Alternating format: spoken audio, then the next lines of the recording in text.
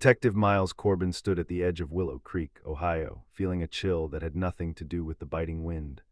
A seasoned investigator from Columbus, he was used to the concrete logic of city crimes, but this small town was different. 12 people had vanished here in 2 years, no bodies, no struggle, just empty spaces where lives used to be. The latest was Sarah Jenkins, a librarian. Her dog had been found tied to a lamp post near the old covered bridge, whimpering at something invisible. As Miles walked the creaking wooden planks of the bridge, he felt a heavy, rhythmic pulse beneath his feet, like a heartbeat coming from the earth itself. The local sheriff, Brody, watched him from a distance with eyes that held too much exhaustion and a hint of pity. Miles checked his notes. Every disappearance happened between midnight and 3 a.m. near the creek. He looked into the dark water and saw his own reflection, but for a second, it seemed to age and wither before snapping back to normal. He wasn't just here to solve a case. He was being pulled into a vortex that had started long before he was born. The forest around the town didn't feel like nature. It felt like a hungry, watchful entity waiting for the sun to drop below the horizon. Miles gripped his flashlight, realizing that in Willow Creek, silence wasn't peace, it was a predator's breath. The next morning, Miles visited the local historical society, a dusty room smelling of cedar and forgotten lives. Mrs. Gable, the curator, pulled out a ledger from 1890. "The woods have a memory, detective," she whispered. Every 30 years, the town suffered a cleansing. Names were crossed out with the phrase taken by the Whispering Woods. Miles noticed a pattern. The dates lined up perfectly with his own family history. He found a photograph from 1965 showing a young officer near a circle of ancient monoliths known as the Standing Stones. The man was a mirror image of Miles, right down to the birthmark above his left eye. "That's Miles Corbin Sr., Mrs. Gable said. "He found the truth and then he became part of it." Shaken, Miles drove to the Blackwood farm, the oldest estate in the valley. Alara Blackwood, the gaunt matriarch, met him on the porch. "You have the blood of the gatekeeper," she said, her voice like dry leaves. "The stones are a thin place, a rift between worlds. We keep the balance by giving the woods what they crave. Your grandfather understood. He traded his life so the town could sleep for another 30 years. Now the rift is hungry again and it remembers your face." Miles drew his weapon, but Alara only laughed, a sound that seemed to come from the trees themselves. He realized then that the disappearances weren't crimes. They were installments on a debt paid in human souls. Panic set in as Miles returned to the station to find Sheriff Brody waiting with a revolver drawn. "I'm sorry, Miles, but the town can't survive another awakening," Brody said, his hands shaking. "The Blackwoods aren't the villains, they are the jailers. If we don't give you to the stones tonight, the rift will open wide and swallow everyone." Miles realized the entire town was a cult of survival, a collective that sacrificed the few to save the many. He managed to disarm Brody in a frantic struggle and fled into the night, heading toward the Standing Stones. As he reached the clearing, the air turned into liquid lead. The stones were glowing with a sickly, ultraviolet light. Alara stood in the center, her body dissolving into a black mist that poured from a tear in reality. "Join them, Corbin," she shrieked. Miles saw the ghosts of the missing, including his grandfather, trapped in the shimmering veil. Instead of running, Miles used his grandfather's old badge, a silver conductor, and his own blood to bridge the gap. He realized the sacrifice wasn't about dying, it was about sealing the door from both sides. He plunged his blood-stained hand into the central monolith, triggering a blinding explosion of white light. The rift collapsed, pulling Alara and the darkness inward. Miles woke at dawn, the stones now nothing but gray ash. The town was silent, the debt finally canceled. He left Willow Creek a changed man, knowing that while the door was shut, he was now the only one left to guard the key. The morning after the destruction of the stones, Willow Creek looked like a ghost town. Miles walked down Main Street, his hand bandaged where he had cut it to seal the rift. The residents watched him from behind half-closed blinds, their faces pale and hollowed by a collective guilt that had lasted for generations. They weren't relieved, they were terrified. For over a century, their safety had been bought with blood, and now that the contract was torn, they felt exposed to the world. Miles entered the station and found Brody sitting in his cell, having locked himself in. The sheriff looked up, his eyes bloodshot. "You think you saved us, Miles? You just broke the dam. The stones were a vent for something much larger underneath this state." Miles ignored the man's rambling and went to the evidence locker. He retrieved his grandfather's old case files, which had been hidden behind a false wall. Inside was a map of Ohio, marked with dozens of black dots similar to Willow Creek. He realized his grandfather hadn't just been investigating a local mystery, he was tracking a subterranean network of thin places. As Miles studied the map, the scar on his palm began to throb with a dull, rhythmic heat. One of the dots near an abandoned coal mine in Perry County was pulsing with a faint, bioluminescent light on the paper. The legacy wasn't over. The destruction of the stones had sent a shockwave through the grid, and something else was waking up, far deeper and hungrier than before. Sarah Jenkins insisted on leaving with Miles. She couldn't stay in a town that had been ready to watch her vanish. Together, they drove south, away from the silent, judgmental stares of Willow Creek. As they crossed the county line, the car's electronics began to flicker. The GPS spun wildly, eventually displaying a string of coordinates that didn't exist on any civilian map. Sarah, using her research skills, began digging through digital archives on her laptop. "Miles, look at this," she said, showing him a series of seismic readings from the 1970s. Every time there was a disappearance in Willow Creek, there was a corresponding microquake near the Perry County mine. They're connected by a geological fault line that isn't made of rock, but of residual energy. Miles felt the weight of his grandfather's badge in his pocket. It was more than a memento, it was a compass. They reached the outskirts of the mine at dusk. The air here smelled of sulfur and ancient rot. A fence marked with government property, no trespassing, had been torn open from the inside, the steel wires twisted like dry straw. Miles stepped out of the car, his service weapon drawn. The whispers were back, but they weren't coming from the woods this time. They were echoing up from the throat of the earth, 1,000 voices chanting his family name in a terrifying, unified harmony. He realized then that the gatekeeper wasn't just a title, it was a biological frequency, and he was the only antenna left. Entering the mine felt like walking into the gullet of a prehistoric beast. The walls were coated in the same crystalline dust Miles had found at the Standing Stones, but here it was thick, glowing with a soft, rhythmic amber light. Sarah stayed close, her flashlight beam cutting through the gloom to reveal strange, organic structures growing from the coal seams. They looked like oversized cocoons, pulsing with a faint heartbeat. "These are the missing," Sarah whispered, her voice trembling. "They aren't dead, Miles, they're being processed." Miles approached one of the cocoons and saw a face beneath the translucent membrane, a man who had gone missing in 1994. He looked exactly as he did in his missing person poster, preserved in a stasis of shadow. Suddenly, a figure stepped from the darkness ahead. It wasn't Alara, but a man wearing a tattered 1960s police uniform. His eyes were voids of pure darkness, but his posture was unmistakably that of a lawman.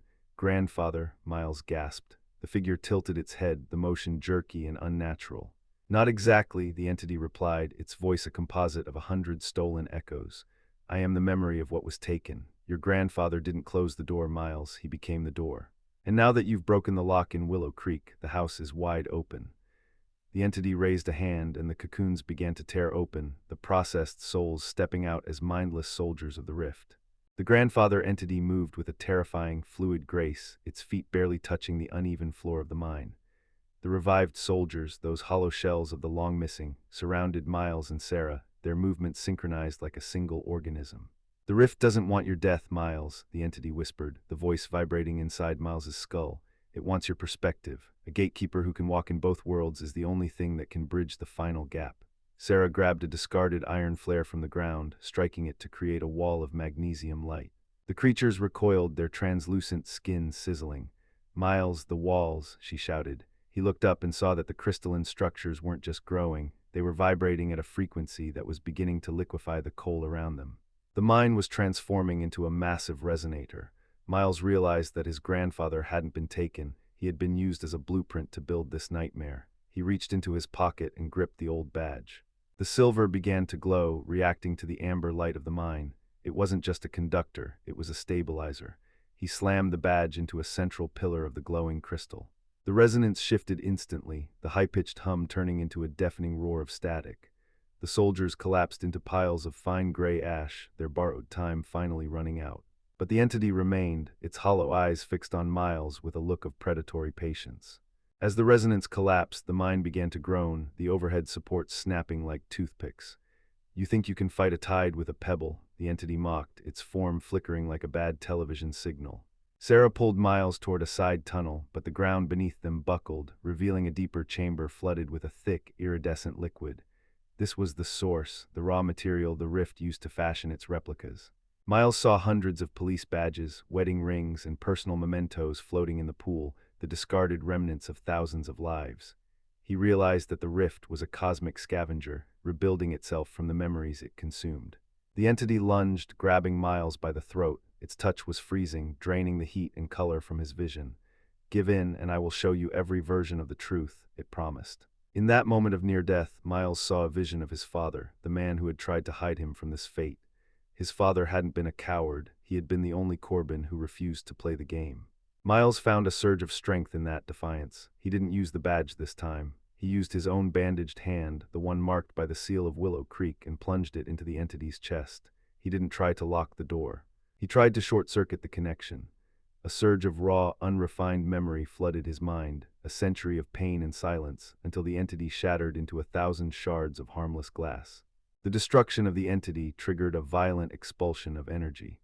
Miles and Sarah were thrown back into the side tunnel just as the main chamber collapsed into the iridescent pool. They scrambled upward, guided by the fading glow of the crystals, until they finally burst through a ventilation shaft into the cold, night air of Perry County. Behind them, the ground sank as if a giant lung had finally deflated. The mine was gone, buried under tons of earth. Sarah sat on the grass, gasping for air, her clothes singed and stained with coal dust. "Is it over?" she asked, her voice a mere whisper. Miles looked at his hand. The bandage was gone and the scar had changed again. It was no longer a jagged line, but a complex geometric pattern that mirrored the symbols on the standing stones. "No," Miles said, looking at the horizon where a faint, orange aurora was beginning to shimmer. "The mine was just a node. The rift is waking up across the entire state line. My grandfather's badge didn't just stabilize the mine. It acted as a beacon. Everything that was thin is now becoming a whole." He realized that his father's attempt to hide him had failed because the Corbin blood wasn't just a key, it was the fuel. He looked at the map in his mind, the dots flashing like a warning system. The next location was the Hawking Hills, where the ancient caves were said to breathe. He wasn't just a detective anymore. He was a fire warden in a world that was starting to burn with a light that shouldn't exist. The drive to Hawking Hills was a journey through a landscape that seemed to be losing its grip on reality. The trees along the highway leaned at impossible angles, and the mist rising from the gorges didn't dissipate in the morning sun. It hung like a thick gray curtain, swallowing the light. Miles kept his hand on the steering wheel, but the geometric scar on his palm was pulsing so hard it felt like a second heart. Sarah was silent, her eyes fixed on the archaic symbols she was deciphering from his grandfather's journals. "Miles, these aren't just rituals," she said, her voice tight with realization. "They're instructions for a physical transition." The Corbin line wasn't meant to protect the world from the rift. They were bred to facilitate the world's absorption into it. Miles felt a surge of nausea. Every hero's story he had been told was a lie designed to keep his family in place, waiting for the harvest. They reached Old Man's Cave just as the sun began to set, but the shadows here were moving independently of the light. Deep inside the sandstone crevices, a low, rhythmic chanting began to echo, not human voices, but the sound of stone grinding against stone, forming words that Miles understood in the marrow of his bones. The earth was opening its mouth to speak, and it was calling for its favorite son. He realized that the gatekeeper was just a polite term for a sacrifice that hadn't happened yet. They descended into the Ash Cave, the largest natural shelter in the state. The massive overhanging ledge felt like the roof of a cathedral dedicated to a god of silence. In the center of the sandy floor, a group of people stood in a perfect circle. They weren't ghosts or soldiers. They were the prominent citizens of the surrounding counties, judges, mayors, and wealthy landowners. They were dressed in modern clothes, but their expressions were vacant, their eyes reflecting the same amber glow Miles had seen in the mine. "The transition has already begun, Detective," a man in a tailored suit said, stepping forward. It was the governor's chief of staff. "We realized long ago that the rift isn't a threat, it's an evolution, a world without death, without decay, where memory is eternal." Miles raised his weapon, but the man didn't flinch. "You can't stop a tide, Miles. You are the final piece of the bridge. Without a Corbin to anchor the frequency, the world we've built in the shadow will collapse and we will take everything with us." Sarah tried to pull Miles back, but the sand beneath their feet began to swirl, forming a vortex of crystalline dust. The prominence began to hum, a sound that resonated with the scar on Miles's hand, pulling him toward the center of the cave. He realized that the conspiracy wasn't hidden in the woods, it was running the state. The rift had bought the leadership of men with the promise of immortality, and Miles was the currency. The vortex in Ash Cave intensified, pulling the very air from Miles's lungs. The prominents didn't move. They stood like statues as the crystalline sand began to coat their bodies, turning them into living monoliths. Sarah scrambled for her bag, pulling out a small lead box she had recovered from the Blackwood farm. "Miles, the stabilizer," she screamed over the roar of the wind. She threw him the box, and as he caught it, the weight nearly pulled him to his knees.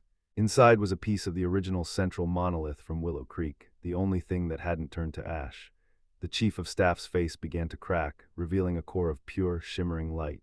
"If you use that, you kill us all," the entity inside the man shrieked. "You'll leave this world a hollow shell." Miles looked at the people around him, men and women who had sold their neighbors' souls for a seat in a fake heaven. He felt no pity. He opened the lead box and slammed the shard into the ground at his feet. The effect was instantaneous. A wave of antiresonance blasted outward, shattering the crystalline shells of the prominents. They didn't die. They simply evaporated into the gray mist, their stolen immortality reaching its expiration date. The vortex collapsed, leaving the cave in total, natural darkness. But Miles didn't move. He felt a cold, sharp presence behind him. He turned his flashlight and saw a small, pale child standing near the cave wall. The child had Miles's eyes. The child stood motionless, bathed in the dying glow of the crystals. He looked no older than 7, wearing a tattered coat that Miles recognized from an old family photo. It was his own, the one he had worn the day his father first took him away from Willow Creek. "You didn't close the door, Miles," the boy said, his voice a chilling blend of innocence and ancient wisdom. "You just changed the lock, but the house is already inside you." Sarah reached out toward the child, but Miles caught her arm. He saw the child's shadow on the cave wall. It didn't match the boy's form. It was a massive, many-limbed thing that reached into the cracks of the sandstone. "This isn't a child, Sarah. It's an echo," Miles whispered. The boy smiled, and for a second his face flickered into the likeness of the grandfather entity from the mine. "The prominents were fools," the boy continued.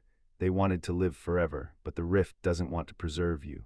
It wants to rewrite you. Every memory you have is just data being downloaded into the new world. Your father knew. That's why he tried to break your mind with silence. He wanted you to be an empty vessel so the rift would have nothing to drink." Miles felt a surge of horror. His father's coldness, the distance, the lack of love, it had all been a desperate, brutal attempt to save his son by making him a dead signal.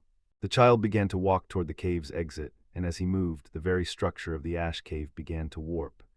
The sandstone turned translucent, revealing a sky above that was filled with 2 moons and stars that burned with a violent, violet light. "The transition is 80% complete, Miles," the child called out without looking back. "The state of Ohio is already half gone. People are waking up in their beds, but they aren't in their world anymore." "They're in ours." Sarah checked her laptop, but the screen was just a chaotic jumble of symbols. The rift was now rewriting the digital world too. "Miles, if we don't stop the signal at the source, there won't be a reality to go back to," she said, her voice trembling. Miles looked at the geometric scar on his hand. It was glowing brighter than his flashlight now, a map of light that pointed toward the center of the state, Columbus, the capital. He realized the most terrifying part of the plan. The rift wasn't hiding in caves or mines anymore. It had used the state's infrastructure, the power lines, the fiber optics, the very heartbeat of the city, to broadcast itself. The final gate wasn't a stone circle. It was the Statehouse. The Corbin blood was needed to turn on the transmitter for the final broadcast. He wasn't the lock, he was the final enter key on a cosmic keyboard. The drive to Columbus was a nightmare of shifting geography. Highways stretched into infinity, and the city skyline appeared and disappeared behind clouds of amber mist. As they entered the city limits, Miles saw the processed citizens. They weren't soldiers yet, they were just standing on the sidewalks, staring at the sky with glowing eyes, their bodies vibrating at that same terrifying frequency. "The broadcast is active," Sarah whispered, pointing to the massive radio towers on top of the skyscrapers. They were pulsing with a light that shouldn't exist. They reached the Statehouse, a building that now looked like a fortress of glass and shifting shadows. The child was waiting for them on the steps, but he was taller now, his form stretching and distorting as he absorbed the city's energy. "The final payment is due, Miles," the entity said. "Give us the frequency and the transition will be painless. Refuse and the world will be torn apart in the struggle." Miles realized what he had to do. He couldn't just seal the rift, he had to overwrite the broadcast with a dead signal. He turned to Sarah. "I need you to get to the main server room. If I can connect my frequency to the transmitter, you have to cut the power at the exact moment I flatline." Sarah looked at him with tears in her eyes. "Miles, that will kill you." He looked at the glowing scar on his hand. "I was never meant to survive the harvest, Sarah. I'm just a fire warden, and the fire is here." The interior of the Statehouse had been completely hollowed out, replaced by a structure of shifting, obsidian-like glass that pulsed with the city's heartbeat. There were no guards, the frequency itself was the security system. Anyone without the Corbin DNA would have their nervous system fried instantly upon entry.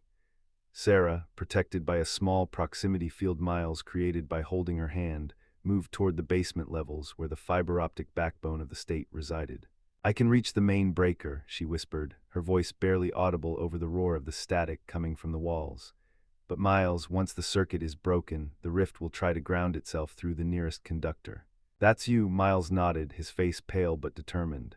He climbed the central staircase toward the rotunda, where the air was thick with the smell of ozone and burnt sugar. The child was there, but he had transformed into a towering pillar of shifting memories, a composite face of everyone who had ever vanished in Ohio. "The broadcast begins in 3 minutes, Miles," the entity boomed. "Every television, every phone, every smart device in the state will become a window, and once they look through, they can never come back." Miles reached the central console, a platform of glowing quartz. He didn't use a keyboard. He simply laid his scarred palm onto the interface. The building screamed as the final connection was made. The moment Miles touched the console, his consciousness was ripped from his body and catapulted into the rift's mainframe. He saw the world not as matter, but as a vast ocean of data and stolen memories. He saw Sarah in the basement, her hands on the heavy industrial levers, waiting for his signal.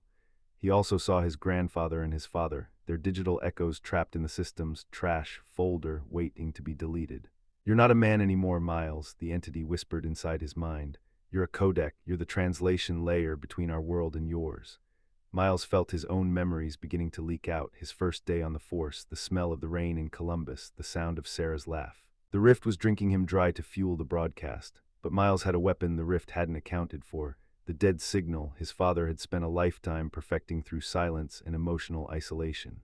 He began to flood the system with the absolute, crushing void of his father's memory, a black hole of nothingness that the rift couldn't process.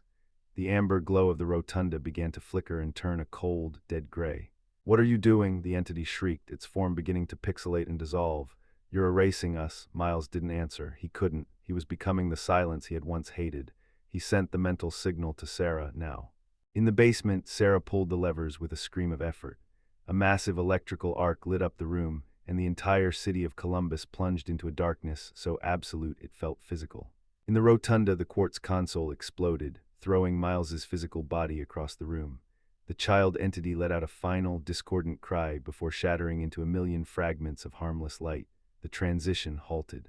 Across the state, thousands of people who had been standing in a trance suddenly blinked and looked around, their eyes clear but their memories of the last hour already fading like a bad dream. The amber aurora vanished, replaced by the natural, starlit sky of a quiet Ohio night. But inside the Statehouse, the air was still charged with a dangerous, residual energy. Sarah scrambled up the stairs, her flashlight beam cutting through the settling dust. She found Miles lying near the center of the rotunda. His heart had stopped, and the geometric scar on his hand was now a deep, charred black. "Miles." "No," she cried, collapsing beside him. She began CPR, her tears falling onto his cold face. She refused to let the rift have the last word. For 3 agonizing minutes, there was nothing but the sound of her own frantic breathing. Then, with a violent, gasping shudder, Miles's lungs suddenly filled with air. His eyes snapped open, but they weren't amber. They were a deep, clear blue. The immediate aftermath was a chaos of emergency lights and confused officials. The Statehouse was cordoned off as a terrorist attack on the power grid, a cover story that the survivors of the prominence, those who hadn't evaporated, were only too happy to support to hide their own involvement.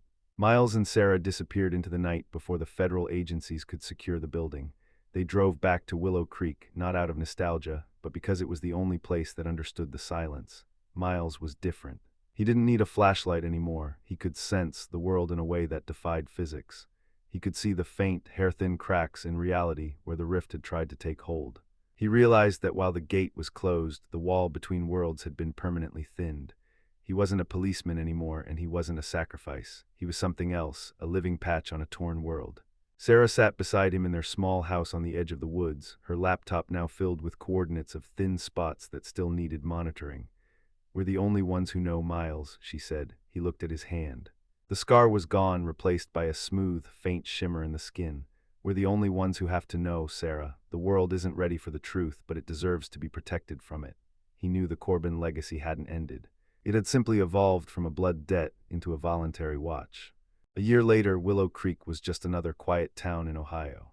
The covered bridge had been repaired, and the local library had a new wing dedicated to town history, minus the cleansing rituals. Detective Miles Corbin was officially listed as retired for health reasons, a phantom in the state records. but every night at exactly 3 a.m., a man could be seen walking the perimeter of the woods, carrying a tattered police badge that hummed with a soft, silver light. He wasn't looking for criminals, he was listening to the heartbeat of the earth. In a secret room beneath the library, Sarah monitored a global network of sensors. They had found others, people in Oregon, Germany, and Japan, who had seen the amber mist and survived. They were a silent brotherhood, the self-appointed fire wardens of reality. One night, Miles stood near the site where the standing stones had been. He felt a faint, familiar tingle in his palm. He looked down and saw a tiny blue sprout pushing through the scorched earth, the same one from his dream. He didn't pull it up. He simply knelt and placed his hand over it, his silver badge glowing bright. "Not tonight," he whispered. The sprout withered and retreated into the soil. Miles stood up, adjusted his coat, and walked back toward the lights of the town. The quiet hunger was still there, waiting in the dark, but as long as he stood watch, the people of Willow Creek would never have to wake up in a world that wasn't theirs. The Corbin watch was eternal.